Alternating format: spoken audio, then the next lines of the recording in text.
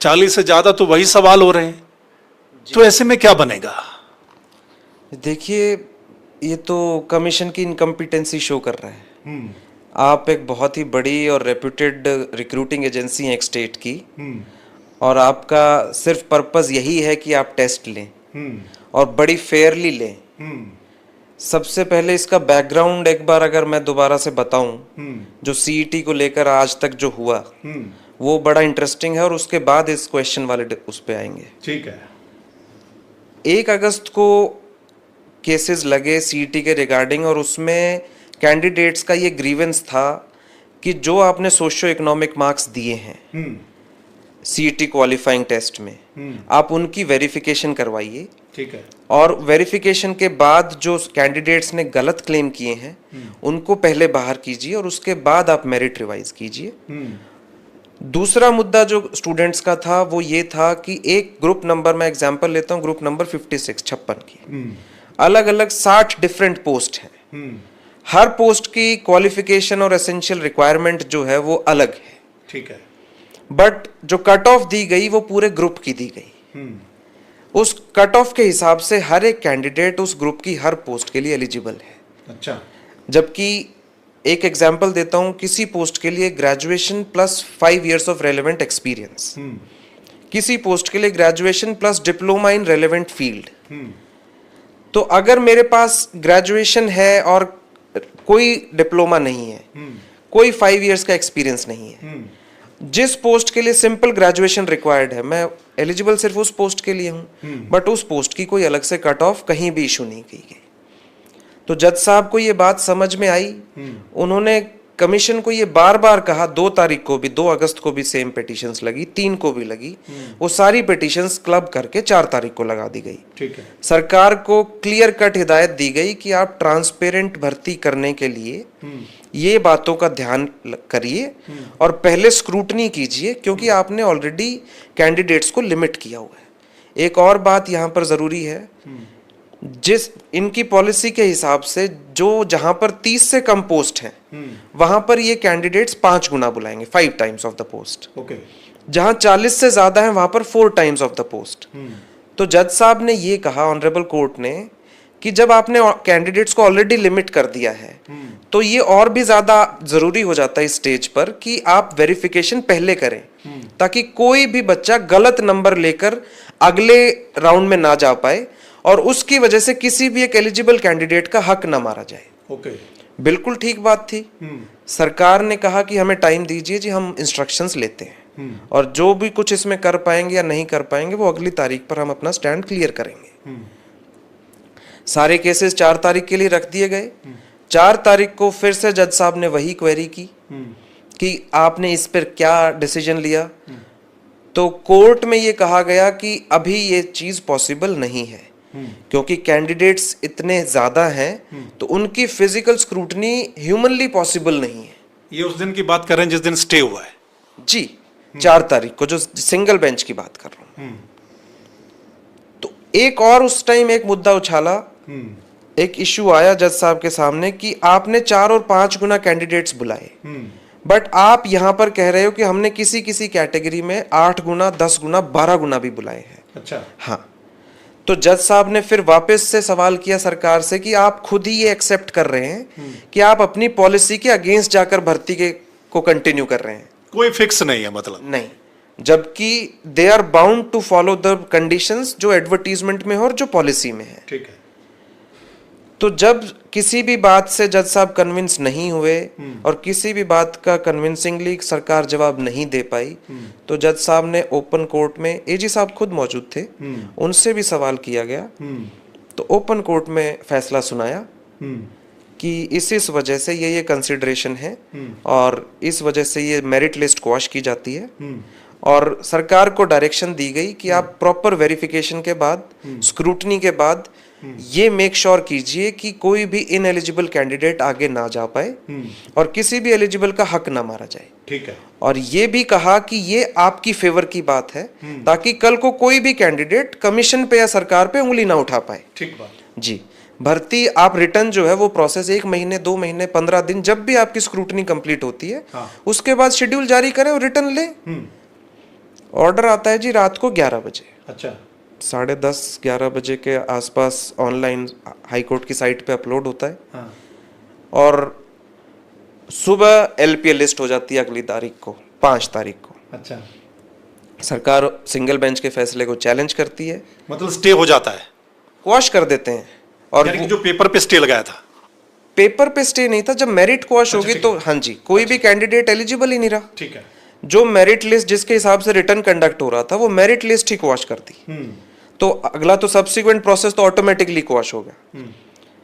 5 तारीख की सुबह 8 बजे एलपीए सुनवाई के लिए लगाई जाती है।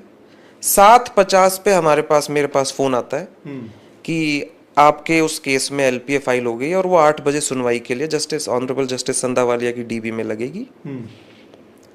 वीकेंड की वजह से और प्रायर इंफॉर्मेशन ना होने की वजह से अब कोई भी अप्रीहेंड नहीं कर पा रहा था कि इस तरह भी एलपीए फाइल होगी और लिस्ट हो जाएगी, क्योंकि 5 तारीख का एग्जाम जो शेड्यूल था वो पोस्टपोन कर दिया था कमीशन ने। कर दिया था। हाँ जी। अब कोई भी वहां पर प्राइवेट पार्टीज का एडवोकेट नहीं पहुंच पाया। सिंगल बेंच ने उसको अभी और सिर्फ नोटिस किया, उसमें ऑनरेबल डबल बेंच ने सिंगल बेंच के ऑर्डर को कोई अभी स्टे नहीं है, कोई एडवर्स वो नहीं है, बट सरकार को ये कहा कि आप रिटर्न के साथ कंटिन्यू कर सकते हैं। ठीक है। और जो रिटर्न का रिजल्ट है वो अभी आप डिक्लेयर नहीं करेंगे जब तक कि यहाँ पे कोई अगला फैसला नहीं होता, बिना कोर्ट की परमिशन के। अब जो 5 तारीख को टेस्ट थे वो 7 को शिफ्ट कर दिए गए, 6 वाला टेस्ट था वो एज इट इज कर दिया। ठीक है। अब 5 तारीख को हम भी एप्लीकेशन लगाते हैं सेम डे 3 बजे कि हम प्राइवेट पार्टीज थे, हम पिटिशनर्स थे, हमारे हक में फैसला किया ऑनरेबल सिंगल बेंच ने।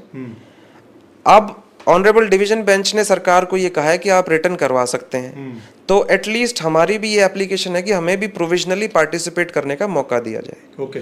वो मेंशनिंग की रिक्वेस्ट हमारी डिक्लाइन हो जाती है ओके। कि हम आपकी एप्लीकेशन लिस्ट नहीं करेंगे। ठीक है। इसके बाद चलो ठीक है, वो तो हम लीगली जैसा भी है ऑनरेबल डिवीजन बेंच के सामने अपना पक्ष रखेंगे जो अगली डेट है। ठीक है। कल और आज जो एग्जाम हुए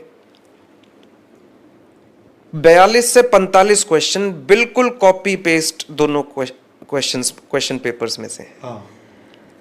तो ये सारा मामला सिर्फ ये शो करता है कि सरकार और कमीशन जल्दबाजी में सिर्फ किसी ना किसी तरीके से रिटर्न करवाना चाहती थी।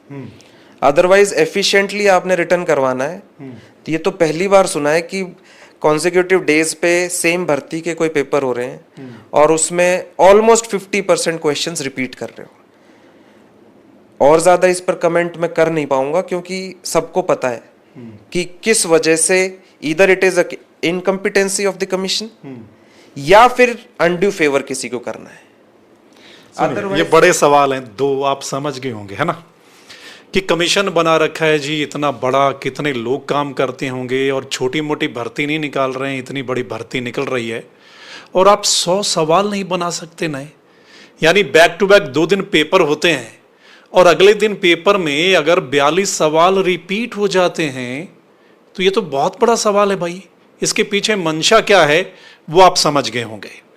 तो ये जो है इसको भी कोर्ट में लेके जाएंगे आप? बिल्कुल, एब्सोल्युटली। अब कंडक्ट ऑफ द कमीशन हमें दिखाना पड़ेगा कि किस वजह से वो जल्दबाजी में थे, क्यों नहीं वो वेट कर पाए।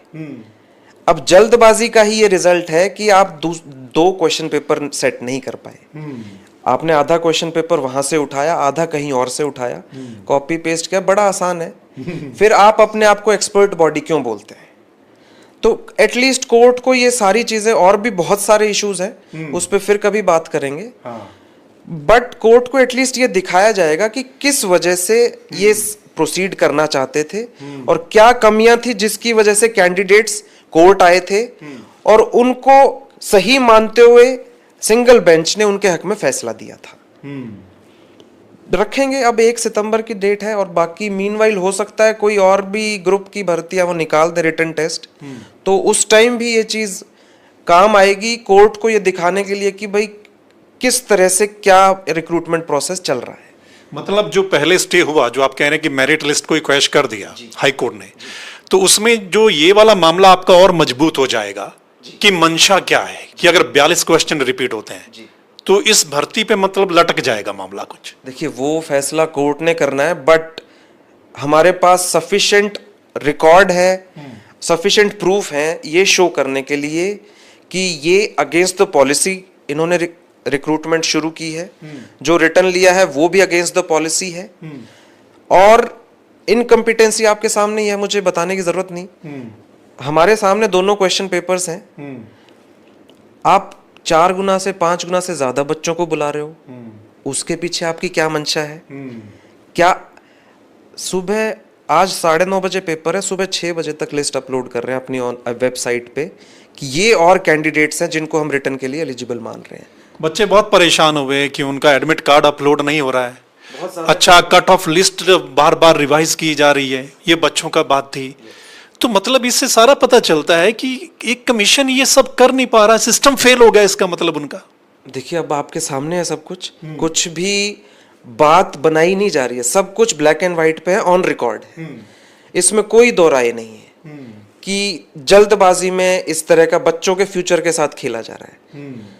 जो रिटर्न में अपीयर हो गए, अब उनको ये संशय है कि ये भर्ती पूरी हो पाएगी कि नहीं हो पाएगी, for all the obvious reasons, वो हम सबके सामने है। जो अपीयर नहीं हो पाए वो और ज्यादा कॉन्फिडेंट हो गए हैं कि अब इतना सारा लूप होल और इतनी कमियां उन्होंने छोड़ दी हैं कि हम कॉन्फिडेंट हैं कि ये भर्ती नहीं हो पाएगी पूरी। बाकी तो फैसला कोर्ट ने करना है, हम अपना पक्ष रखेंगे, सरकार अपना पक्ष रखेगी।